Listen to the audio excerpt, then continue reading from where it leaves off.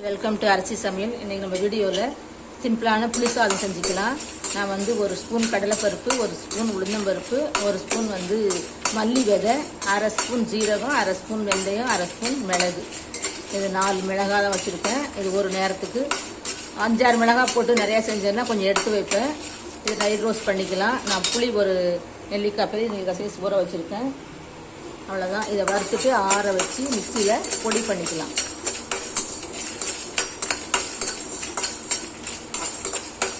வந்துருச்சு. இப்போ நம்ம எடுத்துக்கலாம். இப்போ நல்லெண்ணெய் ஒரு 4-5 ஸ்பூன் ஊற்றிருக்கேன். இப்போ கடுகு, வெந்தயம் அரை ஸ்பூன் போட்டுக்கலாம். கடுகு பொரிச்ச உடனே இதோ நம்ம கடலைப்பருப்பு,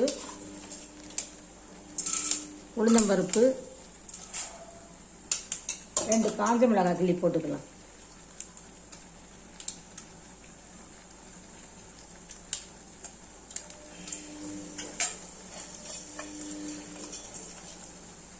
கருவேப்பிலை ஒரு கொத்து போட்டுக்கலாம். இது நம்ம வச்சு சாப்பிட்றதில்ல, அதனால் போட்டுக்கலாம்.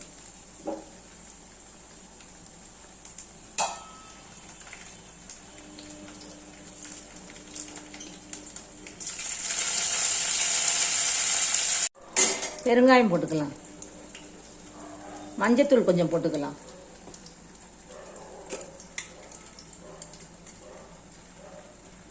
ஒரு சின்ன ஸ்பூனால் அரை ஸ்பூன் போட்டிருக்கேன். இப்போ புளி தண்ணியை ஊற்றிக்கலாம். நம்ம கரைச்சி வச்சு புளி தண்ணி ஊற்றிக்கலாம்.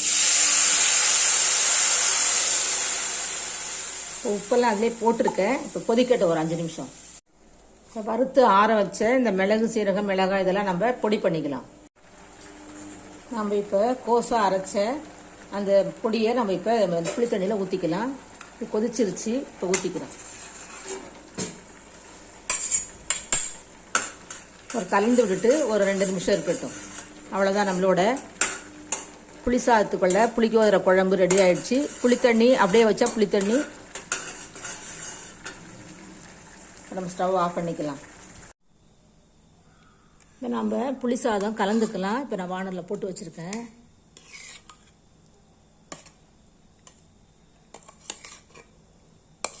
உப்பு கொஞ்சம் போட்டுக்குங்க. பத்தலைன்னா இதே மாதிரி தான் நீங்கள் செஞ்சு பாருங்கள். ரொம்ப நல்லாயிருக்கும். அவசரமாக செய்யும்போது ஈஸியாக இருக்கும்.